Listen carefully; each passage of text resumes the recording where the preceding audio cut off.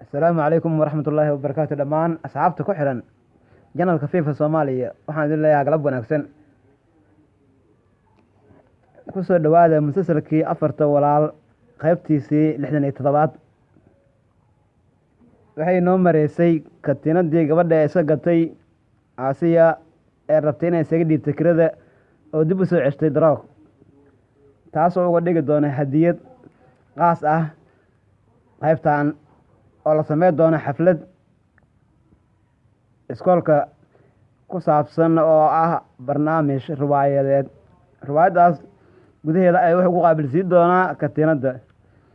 tan kale sida ogtihiinba ninkii ahaa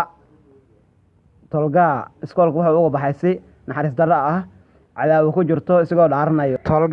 dhaaranayo oo dhahayo waan ka aarsanaha afartiina walaal iyo Daroog waan idin dili doonaa waatuu iskoolka tagay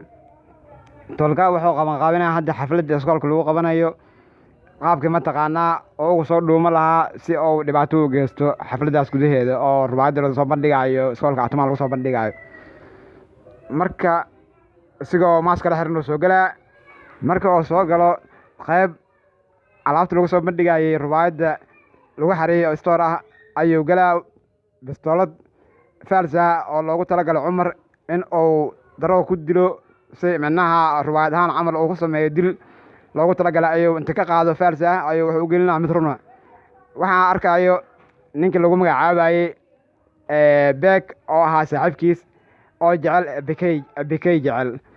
kaasa dhahaynay waxa sameynayso waa qalad dhaaf kiyo tuma marka uu tumo meel baqaar ku xiraa wuu ka tagaa bistoolad wuu kala bedelaa meesha ka dhuumana kiya soo neexayo Beek markaasuu albaabka gargaraaca oo ku xiraa naaga shaqaalaha oo guriga tirtiraysa waxay leedahay yaa waaye aniga waa iga furiyay doonay furaha waxa ahaayo afarta